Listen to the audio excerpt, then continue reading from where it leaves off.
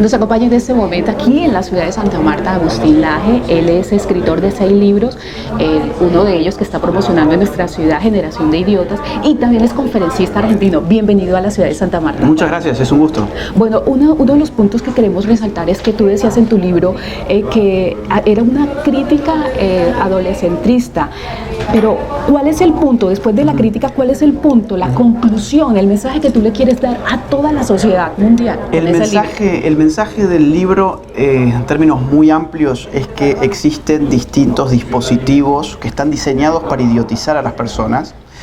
Están todos perfectamente explicados en el libro, y que hay una salida. Es decir, el libro no solamente es una crítica, como vos mencionabas, sino que también hay una salida, y esa salida se llama educación. Pero modificar la concepción que tenemos de la educación. Nosotros pensamos que educación es ir al colegio algunos años, después quizás, si se puede, a la universidad algunos años, y ahí se terminó. No. Hay algo llamado educación radical, que es la propuesta del libro, que tiene que ver con volver a la lectura, con volver a esforzarse por conocer cosas inútiles. Mira vos, hemos pensado que la educación era simplemente una operación sobre el bolsillo, era una manera de adquirir saberes que me permitían a mí después tener un buen trabajo y ganar un buen dinero. Eso es todo lo que nuestra sociedad nos ha ofrecido en términos de educación y la visión que tenemos de la pedagogía. Una educación radical, que es lo que propone el libro como salida al idiotismo imperante, es otra cosa. Es decir, quiero conocer cosas que quizás no me van a dar dinero, pero que las necesito para mi vida. Por ejemplo, la política, educación política. ¿Para qué me quiero educar políticamente si no soy político y eso no me va a dar dinero? Bueno, quizás quieras educarte políticamente porque tenés que votar a políticos cada cierta cantidad de años, y cada vez estamos votando peor en todas las naciones de América Latina. O por ejemplo, ¿para qué quiero saber de historia si saber de historia no me va a dar dinero? Es el pensamiento general. Claro. Bueno, quizás quieras saber de historia porque conociendo el pasado podemos evitar errores en el futuro. Quizás conociendo el pasado recuperamos un lazo con nuestras raíces, recuperamos tradiciones que valen la pena recuperar, formas de ver el mundo, formas de ver la vida, valores que se han perdido y que serían muy buenos poder recuperarlos. Quizás todo eso lo podemos recuperar sabiendo un poquito más de historia. ¿Para qué quiero saber de filosofía si la filosofía no da dinero? Bueno, quizás quieras saber de filosofía porque la filosofía ofrece respuestas a preguntas fundamentales. Por ejemplo, ¿qué es el bien? ¿Qué es el mal? ¿Qué es la verdad? ¿Qué es la mentira? ¿Qué es la realidad? ¿Qué es la belleza? ¿Qué es la fealdad? No es por casualidad que estemos viviendo en sociedades cada vez más feas, con más maldad, con más mentiras, si ni siquiera nos hemos puesto a preguntarnos qué es la belleza, qué es el bien y qué es la verdad. Entonces hay una serie de conocimientos que podemos llamarles conocimientos inútiles, un poco para provocar, que configuran sin embargo una educación radical que necesitamos recuperar cuanto antes, y la propuesta para salir del idiotismo que yo presento en el libro es esa. Es un compromiso del individuo consigo mismo y con sus capacidades más humanas que estriban en el conocer. ¿Dónde lo podemos conseguir? El libro está en todas las librerías, está en las mejores librerías de Colombia, está también para el resto del mundo en Amazon, te lo mandan a tu casa desde Amazon, y también va a estar en la conferencia que voy a dar en Santa Marta. Yo no sé cuándo va a salir esta nota, pero es hoy 19 de julio a las 7 de la noche en Auditorium. Todavía quedan algunas entradas, así que si alguien quiere venir, está invitado, y aparte voy a estar firmando libros además de la conferencia. Yo tengo que aprovechar este tiempo que tú estás aquí en nuestra ciudad y en nuestro país para preguntarte cuál es la percepción que tú tienes de las políticas que está generando el Gustavo Petro aquí en nuestro país con relación también a Latinoamérica, a los demás líderes latinoamericanos. Mira, América Latina en general ha experimentado desde el 2019 esta parte un aluvión socialista. Estamos viviendo una segunda ola del socialismo del siglo XXI. La expresión colombiana de esa segunda ola del socialismo del siglo XXI es Gustavo Petro. Gustavo Petro ha generado muchas expectativas con una campaña bien instrumentada, bien diseñada, donde prometía lo que todos los charlatanes te prometen, que es el cambio. Gustavo Petro es un charlatán, ha prometido un cambio, y todo cambio que ha traído ha sido para peor. Yo creo que está haciendo un gobierno muy malo. Prometió, por ejemplo, la paz y se multiplicaron las masacres. Prometió la seguridad y la guerrilla no ha cesado en ningún sentido real.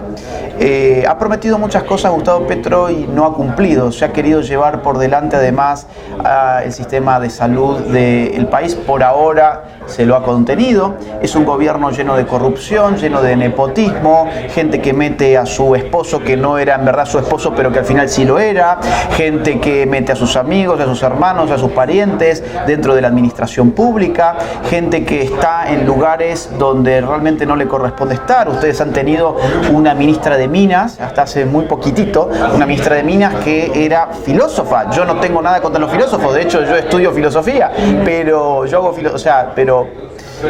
no hay competencia para el cargo que tiene. Claro, no es ese su cargo, no es su cargo. Están además metiendo ideología de género, están tratando de ampliar las políticas abortistas.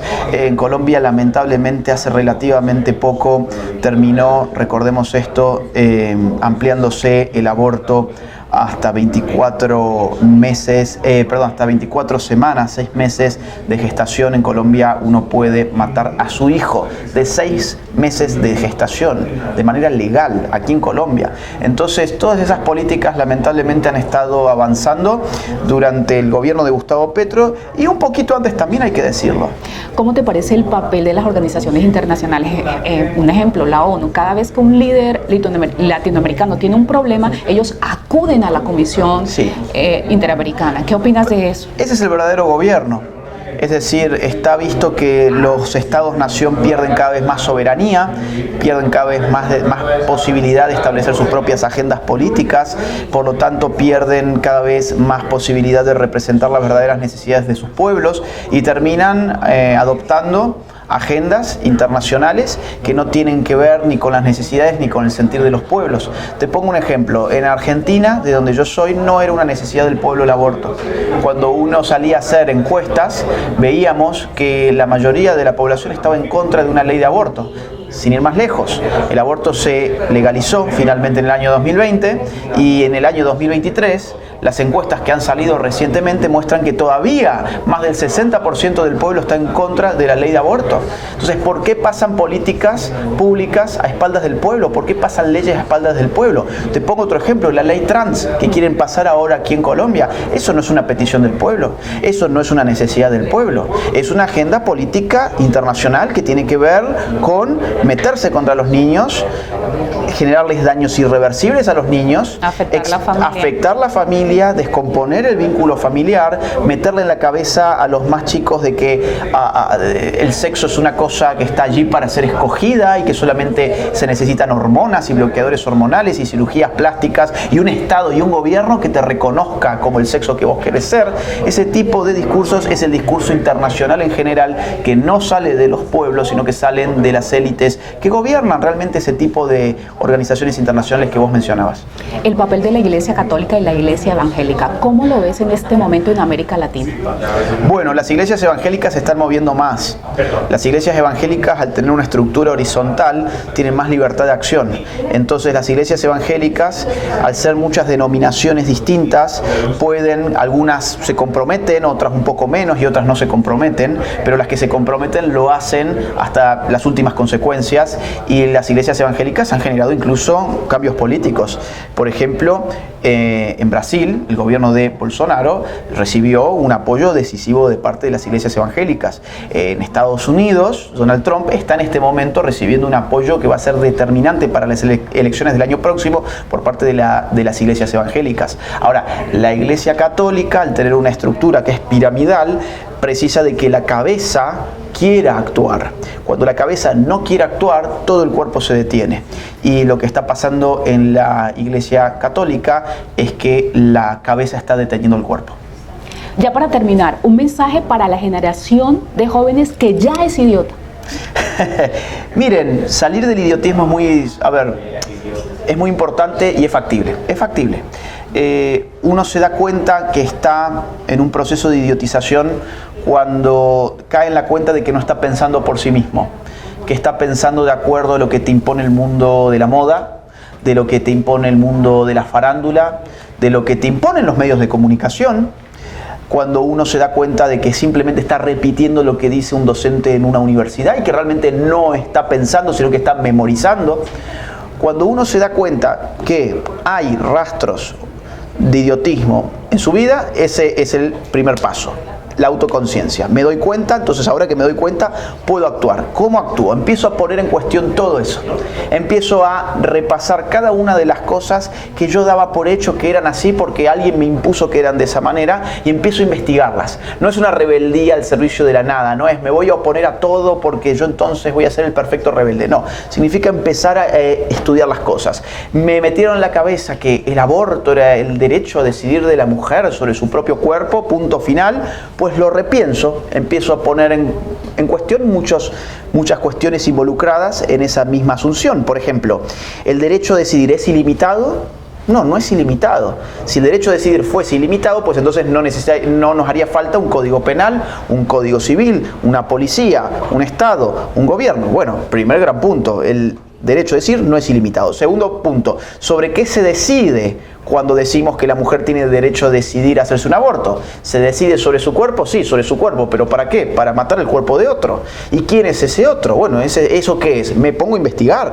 No es algo que yo opino simplemente, me pongo a investigar. Y llego, por ejemplo, a la genética y empiezo a ver, mira, ya desde la genética más moderna se sabe que la vida humana empieza desde el momento de la singamia, que es el momento en que se fusionan los núcleos de los gametos. Y ahí ya hay un nuevo individuo que es parte de la especie humana, cuyo código genético es autónomo, es distinto, es único, es irrepetible, no es el de la mamá, no es el del papá, tiene propia identidad humana entonces. Entonces, eso es un ejemplo nada más de cómo uno tiene que ir procediendo con todo. O el otro caso, a ver, hay mucha gente muy idiota, por cierto, que se cree la mentira de que el sexo depende de mi autopercepción. Entonces, si yo me autopercibo mujer, yo soy una mujer. No, hasta la última célula de mi cuerpo va a gritar mi configuración cromosómica. Si fuese cierto que con mi mera autopercepción yo me transformo al otro sexo, pues entonces ¿por qué acto seguido tengo que ir a comprar hormonas, bloqueadores hormonales, cirugías estéticas? ¿Por qué tengo de por vida que depender de esos productos químicos? Porque me habían mentido. ¿Y por qué me habían mentido? Y ahí voy a otro punto más, probablemente porque hay un gran negocio atrás de todo eso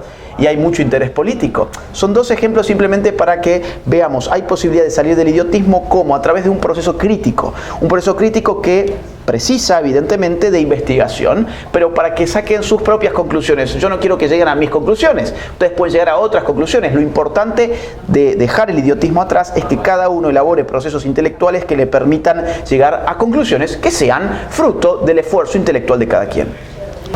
Nos acompaña en este momento el pastor Luis Fernando Ramón. Él es una persona muy reconocida en la ciudad de Santa Marta, también en nuestro país, y es una de las personas que ha liderado la llegada de Agustín Laje aquí a nuestra hermosa ciudad. Pastor, ¿de dónde nace esa iniciativa de traer a un personaje como Agustín Laje aquí en la ciudad de Santa Marta? Es un anhelo desde hace mucho tiempo y cobró vida en Agustín por varias razones. Cuando empezamos a ver toda esta creciente y masiva narrativa en contra de la familia, en contra de la iglesia, en contra del cristianismo, en promulgar las libertades y los derechos de las minorías que sí las tenían. Y cuando empieza todo este proceso tan fuerte, nos preocupamos, porque cuando quisimos salir adelante a oponernos a esta narrativa, no teníamos las palabras de los argumentos tan inteligentes que se crearon desde la mentira para convertirla en una verdad. Así que intentábamos, pero aún veíamos que eso permeó muchísimo la sociedad a través de las redes sociales y vimos a nuestras juventudes especialmente articular todo este tipo de pensamiento y levantarse en una connotación que nunca antes habíamos visto. Y no es que seamos retrógradas ni que porque seamos conservadores entonces no somos parte de la sociedad o que le estamos negando derechos a los demás. Y cuando queríamos hacer este tipo de contrapropuesta o más bien evitar lo que ellos decían, no teníamos los argumentos. De repente aparece una gran cantidad de personajes, entre ellos Agustín Laje, y salen con una narrativa no desde lo espiritual, sino desde la antropología, la sociología, la política, y empieza a enseñarnos qué es el ser y cómo funciona bien una sociedad. Y nos muestra cómo los factores culturales y subculturales empezaron a desligarnos de cierta moral, de ciertos principios y valores que están haciendo que nuestras sociedades estén socavando a tal punto de que nos estamos autodestruyendo. y el conflicto cada vez es mayor y nunca antes en la historia de la humanidad habíamos visto lo que estamos viendo ahora. Así que cuando yo empiezo a seguir a Agustín, empiezo a entender y a comprender muchas cosas. Lo que nunca me imaginé fue que lo fuera a conocer en Washington, en un foro por derechos y libertades religiosas, y era expositor. Yo siempre hago parte de este congreso, de ese foro, y allí tuvimos la oportunidad de compartir, y pues fue agradable verlo, claro, y comprar su libro. Pero cuando él expone, yo lo había visto en debates, en YouTube y todo lo demás, y sorprendente, pero cuando lo ves exponer en una conferencia donde él toma los argumentos y te documenta todo en una pantalla y te dice, miren esto, y sale la fotografía. Con pruebas. Con pruebas y todo lo demás, y este hombre tan elegantemente convincente y tan poderosamente estructurado, uno dice, wow, no puede ser. Entonces le dije, no, te voy a llevar para Santa Marta, creo yo, invitarte a Santa Marta, y se hizo realidad. Estamos aquí, boletería casi a punto de agotarse, me sorprendí. Descubrí que en Santa Marta no era muy conocido como en otras partes del mundo y de Colombia y de España y Latinoamérica. Entonces la primera cosa que tuve que hacer en tiempo récord es darlo a conocer y que le interesara a la gente eso, y creo que en cierta medida lo hemos logrado. Claro. Pero lo que va a suceder esta noche lo van a recordar durante años cuando vean lo que este hombre tiene para decir acerca de Generación Idiota. Aquí hay una característica muy importante, y es que Agustín Laje, aparte de ser argentino, es católico, y verlo trabajar articuladamente con la Iglesia Evangélica, esto también está mandando un mensaje a la sociedad colombiana. Mira que es una intriga que teníamos muchos, ¿verdad? Y ya que hemos tenido la oportunidad de compartir tanto, anoche precisamente hablábamos mucho, y uno de los puntos que abordamos fue ese, lo mencionó ahorita en la rueda de prensa, porque yo también le hice la misma inquietud, y entonces dice, mira, yo nací en un hogar católico, pero no me considero católico. Pero cuando empezó este auge en mi vida por conocer y hacer lo que hago y exponer lo que hago, me doy cuenta que mis investigaciones y mi entendimiento me llevaron a ser más espiritual. Porque espiritualidad no consiste en saber Biblia o tener un ritual o hacer un ritual. Espiritual consiste en practicar un valor, un principio, no en elevarte, no en salirte de un contexto humano, sino ser muy humano haciendo lo que correctamente haría Dios. Pero eso no lo sabía él. De hecho, él nunca menciona a Dios en sus conferencias. De hecho, él nunca habla de Dios. Pero cuando vimos su narrativa, hoy dije, claro, cuando nos habló de la familia y los padres y la educación de los hijos, y anoche hablábamos de eso y del libro de James Dobson, cómo crear varones, y todo lo que trabajó con los hombres en Santa Marta a través de los movimientos de hombres, él se dio cuenta, y entonces le dije, mira, que tú hablaste de Deuteronomio 6 cuando dice que la formación, claro, sin saberlo, él no sabe que está enseñando cosas muy poderosas que nos van a traer mucho bienestar como sociedad. ¿Cómo ve la representación de la Iglesia Evangélica en este momento en la sociedad colombiana? ¿Cree que de pronto la llegada de Martín Laje y todo este conocimiento que él va a desbordar en esta noche aquí en la ciudad de Santa Marta puede que haga que la sociedad evangélica o el pueblo evangélico despierte de muchas cosas? ¿Qué pregunta? ¿Me voy a meter en problemas? No, veo este radicalismo religioso, ¿verdad? Que por el solo hecho de que haya traído una persona no creyente a que hable a un pueblo cristiano, entonces se te va a tildar de intelectual, que te apartaste de la doctrina, y lo peor es juzgar desde la ignorancia. Lo peor que alguien puede hacer es juzgar desde la falta de entendimiento. Y yo como coach trabajo mucho con sistemas de pensamiento. Entonces tú eres lo que piensas. Porque si no puedes entender otros sistemas de pensamiento y no evalúas y no investigas, puede ser que te quedes muy arcaico y muy abajo. Y puedes tener una verdad, y esa verdad puede ser una verdad, pero no puedes decir que tu verdad es absoluta y es la única sin ver otros contextos. Y por eso te digo, entonces yo te puedo decir que yo toqué puertas, invité y quisiera que estuviera lleno de algunos líderes espirituales, y no. Hay una... Aun cuando la Biblia dice que en la multitud de conocimiento está la sabiduría. En la multitud de consejeros está la sabiduría, y obviamente no hay nadie que pueda predicar esta narrativa de él, tan espiritual que es. y necesitamos de ella. O sea que yo ya tengo como ya debatir, porque lo que él decía, somos polis, somos agentes políticos aunque no pertenezcamos. ¿Y cómo hacemos a través de la libertad de cambiar nuestra sociedad? Un derecho. Y no lo estamos haciendo, y entonces nos hemos estado metidos solamente en nuestras iglesias y en nuestros cacicazgos, y no salir a afectar la ciudad desde el entendimiento. Por ejemplo, dice en la Biblia que los hijos de Isaacar eran entendidos en los tiempos. ¿En cuáles? ¿En los del cielo? En el cielo siempre los tiempos son los mismos. La lluvia. Son espectaculares. Claro. ¿En cuáles tiempos? En estos tiempos. ¿Cómo voy a predicar ante esta narrativa que nos está dañando? ¿Qué voy a exponer? Solamente versículos, pero no tienes una narrativa con la cual expongas, porque también la espiritualidad es razón. La razón no va contra la fe, hace parte de la fe. Aunque la fe sea mayor que la razón en otros aspectos, pero en cuanto al contexto de hablar e interactuar con otras mentes que no conocen nuestra espiritualidad desde la llenura del Espíritu Santo, también merecen conocer. ¿Cómo voy a hablar con un niño y educar a un niño si no me hago como niño? Claro. Si no me hago como niño. ¿Cómo hablarle a un intelectual si no me hago como un intelectual? Así es. Totalmente de acuerdo con lo que usted acaba de decir.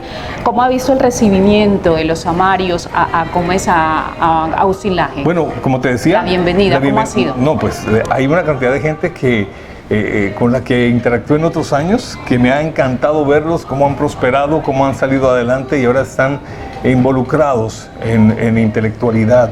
Sus carreras no son solamente lo que el diploma dice de la universidad, sino que gente que ha crecido, ¿verdad?, en su carácter y en su conocimiento, y esas personas nos han ayudado muchísimo sin saberlo. Es más, no saben, ¿verdad? Tendría que decirles a todos muchas gracias, porque desde la pasión por lo que han entendido que es Agustín, han hecho una gran labor. Y sí, es como todo, ¿no? Cuando no conoces algo, no lo aplaudes, pero cuando lo has vivido, entonces quieres estar. Entonces ha llegado la gente que realmente aprecia y entiende esto, desde todo lo valora, desde todos los puntos, desde lo espiritual, desde lo político, desde lo económico, desde lo generacional, desde el entendimiento de qué vida estamos viviendo y qué está pasando en nuestros tiempos. Así que yo sí considero que es absolutamente, ha sido muy bueno, pero en Santa Marta no se le conocía tanto, a diferencia de que todo está vendido ya, se vendió con mucho tiempo de anticipación en Barranquilla, en Bogotá y en Medellín.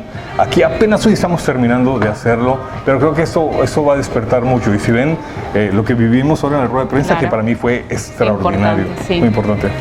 Una invitación a todas las personas que nos están viendo para que se animen y nos visiten esta noche. Esta noche en Auditorium, kilómetro 8 de la Troncal del Caribe, yendo hacia Gaira, en diagonal a Coca-Cola, donde está la planta de Coca-Cola. Ahí estaremos en Auditorium llevando a cabo la experiencia.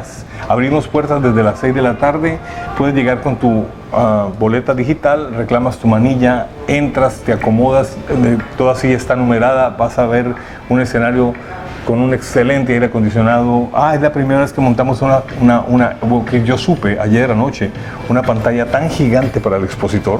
Excelente. Y con las laterales de una manera muy particular para que aún los que están allá atrás viendo, porque es un escenario donde caben 1.200 personas, pero acondicionamos solamente para 1.000 personas.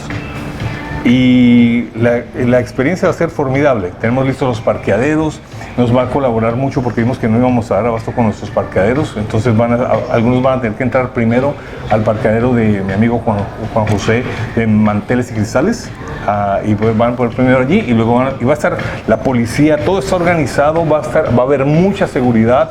De eso se van a dar cuenta de eso, y vamos a llevar a las personas a que tengan una experiencia única en este lanzamiento de Auditorium.